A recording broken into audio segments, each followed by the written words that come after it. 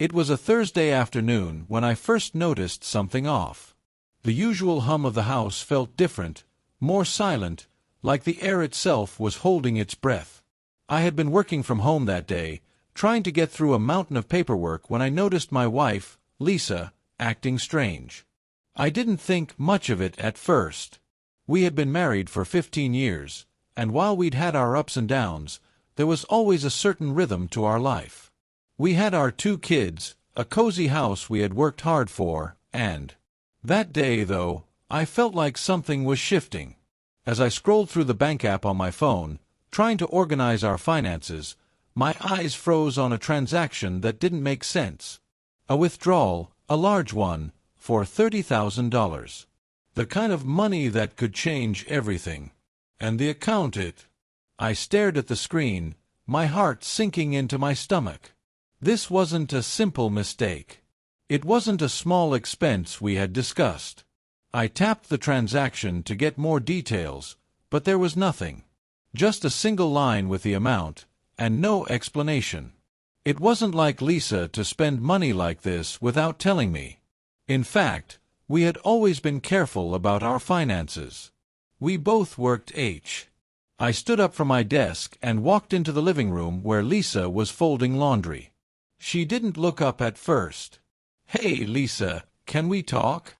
I asked, my voice steady, though inside my mind was racing. She looked up, her expression immediately changing to one of concern. "What's wrong?" I showed her the bank transaction on my phone, watching her face closely for any sign of recognition. "Did you make this withdrawal? $30,000 from our savings account?" I asked, trying to keep my voice calm, though I could feel the heat of anger and confusion bubbling up inside me. For a moment, she just stared at the phone, her face going pale. Then, as if her mind was working quickly to craft an excuse, she shook her head. I don't know what that is. Maybe it was a mistake. You should call the bank." But there was something in her eyes. A flicker of guilt. I had seen that look before, but never in relation to money. "Lisa," I said, stepping closer, "this isn't a mistake. This is our future. What's going on?" She looked away, her hands trembling slightly as she folded a shirt. "I swear I don't know. Maybe it's just a glitch. I haven't done anything with the account." But her voice wavered, and I could tell she wasn't being truthful. Something in the pit of my stomach told me I wasn't going to like what I found. I needed answers, and I needed them now. The next few days felt like a blur of confusion, anger, and disbelief. I kept replaying that moment in my mind, the way Lisa looked at the phone, the way her hands trembled as she tried to brush off the situation. Something was wrong, and I couldn't shake the feeling that I was about to uncover a truth I didn't want to face. I decided to take matters into my own hands. I called the bank first thing the next morning, determined to get to the bottom of the mystery. The representative on the other end confirmed that the withdrawal had been made using our joint account, but when I asked for further details, she told me there was no trace of the transaction beyond the simple withdrawal. It wasn't like a payment to a company or a retailer. It was just a straight withdrawal, as if the money had been taken and disappeared into thin air. I ended the call with a sinking feeling. I had to know where that money went, and if Lisa had something to do with it, I needed her to admit it. Later that evening, after the kids had gone to bed, I tried again. I had to confront her, but I knew this time would be different. The tension in the air was thick as I sat down across from her at the kitchen table. She had been avoiding me all day, claiming to be busy with work, but I could tell she was stalling. I wasn't going to let her hide anymore. "Lisa, we need to talk," I said, my voice firm but steady. She looked up from her phone, her face instantly defensive. "What now?" "I spoke to the bank," I said. "The money, it's gone. $30,000, Lisa. It's not a mistake. It's gone, and I need to know what happened to it." For a moment, there was silence. Her gaze shifted from my face to the table, and she bit her lip nervously, as if trying to find the right words. "Lisa," I pushed, my voice breaking slightly. Please, just tell me the truth. Did you take it? She stood up quickly, her chair scraping harshly against the floor. I didn't take it, she snapped, her voice rising. I don't know what you're talking about. I stood up as well, trying to keep my cool despite the whirlwind of emotions inside. You're lying, I said quietly. You're hiding something. If you didn't take it, then who did? And why are you acting like it's no big deal? She turned away, her hands shaking as she folded them tightly in front of her.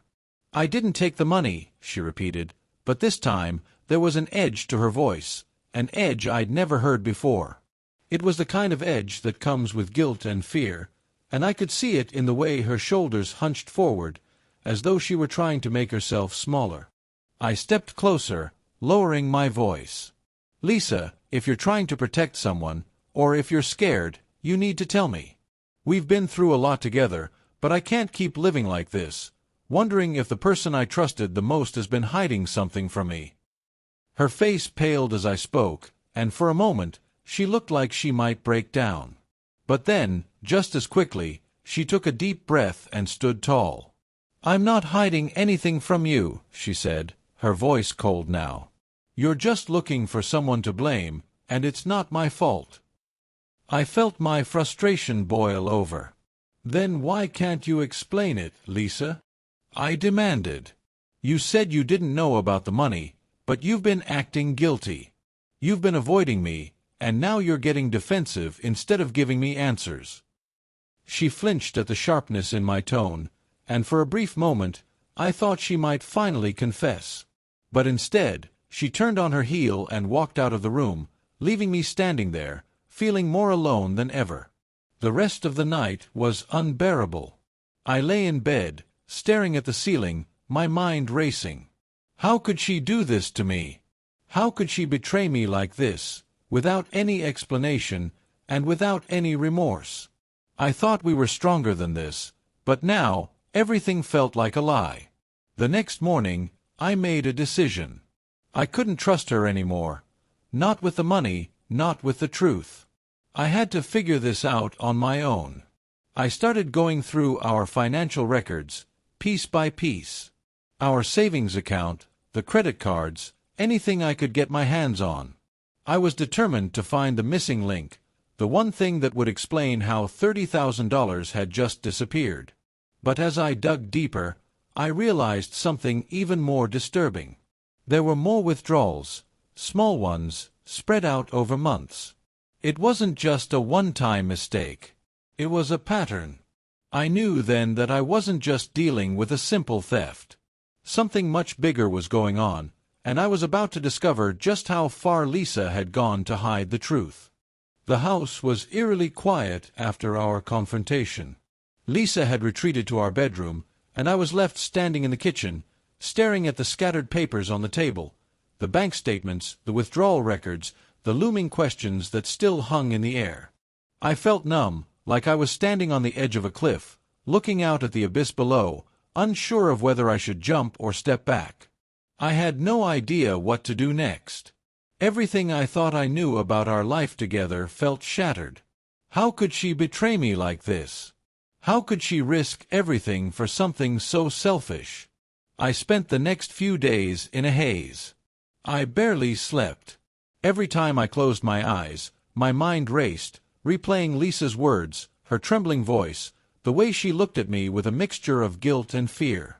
But I also couldn't shake the feeling that there was more to the story than she was letting on. Her confession was just the tip of the iceberg. I needed more answers. I started calling around, trying to track down where the money had gone. I contacted a few places I thought she might have used the funds on, vacation resorts, high-end stores, even a few spas. Most of the inquiries came up empty, but one, a credit card bill, led me to a name I didn't recognize. It was a charge to a boutique hotel just outside the city, something about a weekend stay. I didn't know what to make of it. The more I uncovered, the more it felt like I was peeling away layers of a life I never knew existed. I didn't want to jump to conclusions, But I was starting to see a pattern. Lisa had been hiding something much bigger than just a few financial missteps. The next day, I decided to go to the hotel. I couldn't ignore it any longer. I needed to know what she had been up to, and I wasn't going to sit by and let her weave more lies. I had to face her, and I had to do it now. When I arrived at the hotel, I was anxious, my palms sweating as I approached the front desk. I didn't know what to expect, but I had to ask. I needed the truth. The receptionist gave me a polite smile, but when I asked about a recent stay under Lisa's name, her demeanor shifted slightly. She didn't say anything at first, but after a long pause, she confirmed the reservation, an extended weekend stay, complete with 2 guests. The name on the reservation wasn't just Lisa's. It was listed as Lisa and a man named Paul Matthews. The realization hit me like a punch to the gut. Paul Matthews. It didn't take long for me to make the connection. Paul was a colleague of Lisa's, someone I had met at company events, someone I thought was just a friendly acquaintance. I had never suspected him. Never. The receptionist handed me the details of the stay, and I left the hotel in a daze.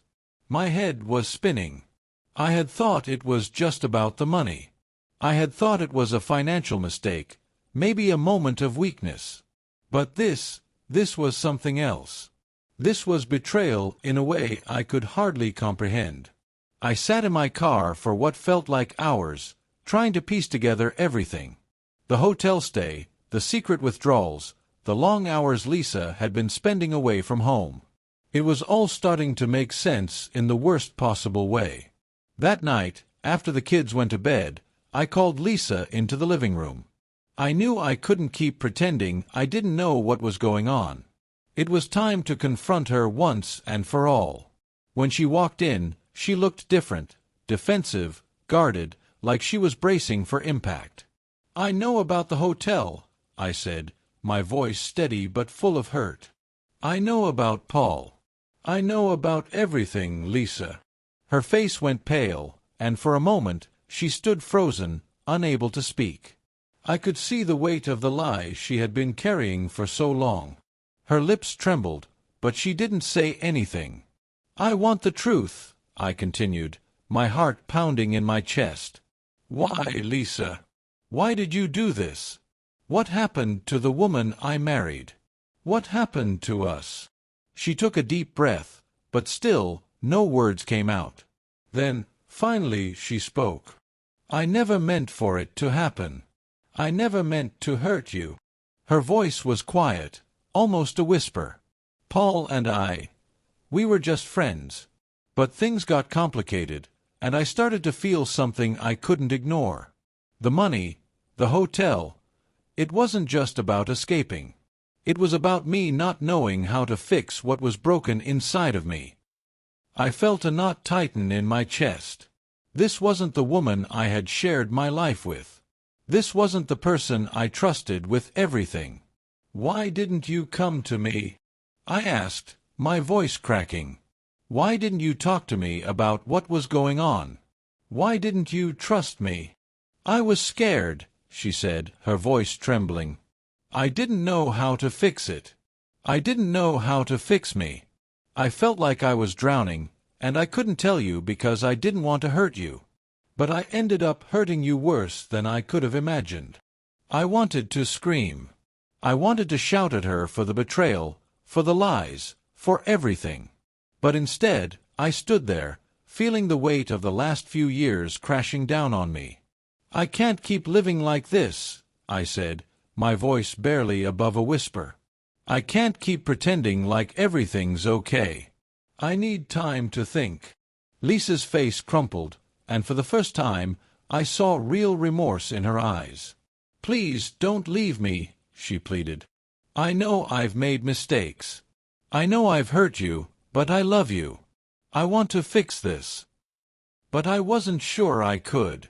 The love I once had for her felt like it was slipping through my fingers, like sand in the wind.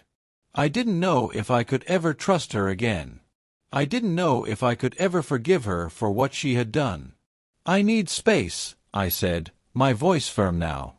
I need to figure out what's next for me, for us. And with that, I turned and walked away, leaving her standing there, shattered by the consequences of her own choices. The days that followed were a blur of emotions and decisions I never thought I'd have to make. I moved into the guest room, not wanting to share the same bed with Lisa anymore, not wanting to breathe the same air as the woman who had broken everything we had built together. The kids noticed the tension, but I did my best to shield them from the storm that was brewing. I didn't want them to feel the weight of it. I didn't want them to see their mother and father so torn apart. But Lisa, despite the guilt and the promises to fix things, continued to push. She pleaded with me every day to talk, to try again, to work through it. I could hear her sobbing through the walls at night, her voice breaking, calling out for forgiveness. But I was too far gone, too hurt to listen. I couldn't let her back in, not when everything felt like a lie. I didn't trust her anymore, not with my heart, not with my life. One night, after the kids had gone to bed, I sat down with my phone, going over the details of our finances again. I couldn't stop. I had to know where the rest of the money had gone, and this time I was determined to find out. I had already contacted the bank, but I wanted to dig deeper. This wasn't just about the money, it was about her choices. It was about her betrayal of me, of us. After a few hours of searching, I uncovered a series of transactions, transfers to a personal account that I had never seen before. They were small amounts, scattered across the last year, but together they added up to something significant. It was clear that Lisa had been hiding more than I'd realized. She wasn't just taking money from our account, she was funneling it into a separate, secret account, one I hadn't known about until now. That's when it hit me, this wasn't just about escaping, like she had claimed. It wasn't just about her feeling trapped. This was about her planning something. She had been preparing for something, and I had no idea what it was. Was she planning to leave me for Paul? Had she been planning to take everything and run? I sat there in the dark, the weight of the discovery settling on me like a heavy, suffocating blanket. I didn't know what to do next. I didn't know if I should confront her again, or if I should just walk away. Everything felt wrong. I had spent years building a life with this woman, and now it felt like it was all falling apart. The next day, I made a decision. I had to take control of the situation. I wasn't going to let Lisa dictate the terms anymore. I wasn't going to let her manipulate me into staying in a broken marriage out of guilt or fear. It was time to make things clear. That evening, I sat Lisa down in the living room, the same place where we'd had our last conversation. This time, I wasn't going to let her talk her way out of it. I wasn't going to let her lie or deflect.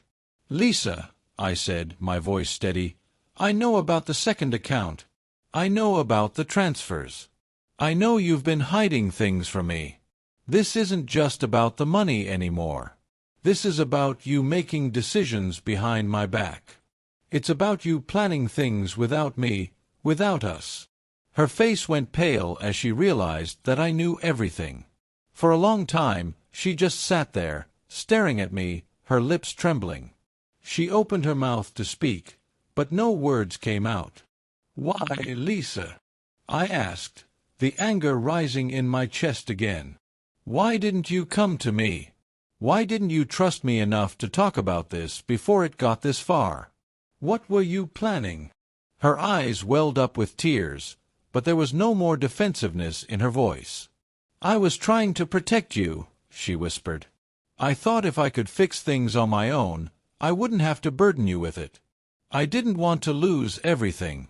But I was selfish. I was trying to save myself, and in the process, I destroyed everything." I took a deep breath, trying to control the rage that bubbled up inside me. "So you were planning to leave," I said, my voice barely above a whisper. "You were planning to leave me and our family, and you didn't even have the decency to tell me the truth. You were preparing to walk away." She nodded, her face crumpling. "I didn't know how to tell you," she said softly. "I didn't know how to fix things. I was scared. I thought I was losing myself, and I thought I could find a way out. But I was wrong. I know that now. I should have trusted you." Her words sounded hollow, like a confession that was too little, too late. I didn't know if I could ever trust her again. I didn't know if I could ever forgive her for everything she had done. "You don't get to just take everything and walk away," I said, my voice firm. "We're in this together, Lisa. But I'm not going to sit here and pretend like everything is okay. I need time to think. I need time to figure out what I want. What we want. But right now, I can't even look at you without feeling betrayed." Her eyes filled with tears, but she didn't say anything more. I couldn't stand the sight of her in that moment, broken and remorseful, but I was too far gone. I couldn't fix this. And even if I could, I wasn't sure I wanted to anymore. I stood up, walking toward the door. "I need space," I said quietly, before leaving the room. I didn't look back. The days that followed were an endless cycle of restless nights and tense mornings. I kept my distance from Lisa, retreating to the guest room, the walls of our home feeling more like a prison than a sanctuary. I spent my time working, focusing on keeping my mind occupied, but I couldn't escape the weight of everything that had happened. It clung to me like a shadow, and no matter how much I tried to run from it, it always found me. Lisa, for her part, seemed to shrink with each passing day. She tried calling, leaving voicemails and messages. But I didn't respond. What was there to say? I couldn't hear her apologies anymore. I couldn't listen to the excuses or the justifications. I needed time, and more than that, I needed space to breathe without the constant reminder of her betrayal hanging over me.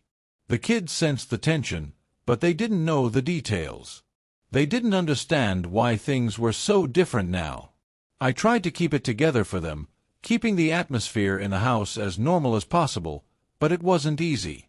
How could I explain to them what had happened? How could I tell them that the woman they looked up to, the woman I had loved, had broken our family in ways I didn't fully understand? I could tell they were starting to worry. My daughter, Sophie, would glance at me with these wide, uncertain eyes, and my son, Sam, started to withdraw into himself more. I hated it. I hated that I was putting them through this. I knew I needed to fix it, but I didn't know where to begin. Then, one night, as I sat at the kitchen table with a glass of wine, trying to shake off the day, I got a call. I looked at the phone and saw that it was Lisa. For a moment, I hesitated. I had been avoiding her calls for days, trying to avoid any conversation that might pull me back into the mess she had created. But something in my gut told me that tonight was different. I didn't know what I expected, but I knew I had to hear her out. I picked up the phone. "Hello. Please, just listen to me." Lisa's voice was shaky, her breath catching as she spoke. "I know I've messed everything up, and I don't know how to fix it, but I need you to know that I'm sorry. I never meant for any of this to happen. I've been so lost, and I was selfish. I thought I could hide everything, but I can't anymore. I've made the biggest mistake of my life." I sat there, staring at the kitchen counter. Her words felt like a weight pressing down on my chest. I wanted to believe her. I wanted to believe that she was truly sorry. But how could I? After everything, how could I trust her words when they came from the same person who had lied and stolen from me, who had betrayed everything we had built together? "I don't know if I can believe you, Lisa," I said quietly, my voice heavy with the hurt I had been carrying. "You've hurt me in ways I didn't even know were possible. You've taken something precious from me, and I don't know if I can ever get that back." "I understand," she whispered. "But I need you to know that I love you. I've always loved you. And I'm not asking for forgiveness right now. I just need you to understand that I see what I've done, and I hate myself for it. But I can't go on like this, pretending that everything's okay when it's not. I want to make things right. I don't care how long it takes, but I'll do whatever it takes to earn your trust again." I closed my eyes, rubbing my temple, trying to process everything. This was the moment I had been avoiding, the moment when I had to decide if I could ever let her back into my life, or if it was finally time to let go. "I don't know what to do, Lisa," I said, my voice thick with emotion. "I don't know if I can keep living like this, feeling like I'm always waiting for the next lie to be exposed. You've shattered everything. I don't know if I can put it back together." There was silence on the other end of the line, and for a moment I thought she had hung up. But then I heard her voice, softer now, full of pain. "I don't expect you to know right now. I don't expect anything from you. But I want you to know that I'll be here, waiting for you. I know I don't deserve it, but I'm not going anywhere. I'll do whatever it takes to fix this, for you and for us. I'll be here when you're ready to talk." I didn't know if I could ever be ready to talk, but something in her voice, something that wasn't just a plea for forgiveness, but a genuine sorrow, made me think that maybe, just maybe, she understood the gravity of what she had done. But I still wasn't sure. I hung up the phone and sat there in the silence of the kitchen, the weight of the conversation pressing heavily on me. There was no easy answer, no simple solution. The damage had been done. But what now? What was I supposed to do with this broken relationship? Could I rebuild it, or was it too far gone? I didn't have the answers, but I knew one thing for sure. I wasn't going to make any decisions right away. I needed more time. Time to think, time to heal, and time to figure out what kind of life I wanted moving forward. What I knew for certain was that I couldn't go back to the way things were. I couldn't live in a house full of lies, full of the shadow of what had been stolen from me. If I was going to move forward, I had to make peace with the fact that things would never be the same again. And maybe, just maybe, that was the hardest part of all. The days after that phone call felt like weeks. I spent most of my time in my own head, sorting through the tangled mess of emotions that had become my life. Lisa's words haunted me. She said she was sorry, that she'd been lost, that she wanted to make things right. But I couldn't help but wonder if I could ever believe her again. I couldn't escape the thought that she had chosen to hide things from me, to keep me in the dark while she made decisions that would affect both of our lives. It wasn't just the money, it was the years of secrecy, of betrayal, of pretending everything was fine when it wasn't. I thought about the future, about what it would look like for me and the kids. Could I stay in this broken marriage, trying to force something back together that was beyond repair? Could I ever trust Lisa again? Or would it be better for all of us if I just let go? But letting go wasn't easy. Love didn't just disappear because of betrayal. It lingered, like a lingering ache, one that couldn't be ignored. And yet, the trust was gone, the foundation of everything we'd built together had cracked beyond recognition. The more I thought about it, the more I realized that I couldn't stay in a marriage that was built on so many lies. I had tried to protect the family, to protect Lisa, but in the end, I had to protect myself and my children. The lies, the secrecy, the stolen money, they had poisoned everything. And no matter how much Lisa begged for forgiveness, no matter how much she promised to make it right, I knew that I couldn't go back to the way things were. I talked to a lawyer, started looking into our options. I didn't want to rush into anything, but I knew I couldn't keep pretending like this was normal. I had to make a decision, for my own sake, and for the sake of my kids. A week later, I sat down with Lisa again. This time, it wasn't to argue, or to demand more answers. It was to have the hardest conversation of all. "Lisa," I began, my voice steady but thick with emotion, "I've thought long and hard about everything. And I've come to a decision. I can't do this anymore. I can't keep living like this, hoping that things will go back to the way they were. The truth is, they can't. And I need to let go." Her face crumpled, and for the first time in weeks, I saw the woman I had married, vulnerable, broken, devastated. But there was no more anger in me, no more desire to hurt her. I had already been hurt enough. "I love you, Lisa," I continued, my voice barely a whisper, But I can't stay in a marriage where trust is gone. I can't keep pretending that everything's okay when it's not. And I think it's time for both of us to move on." She nodded, tears streaming down her face. "I understand," she whispered. "I'm so sorry. I never meant to hurt you. I never meant for it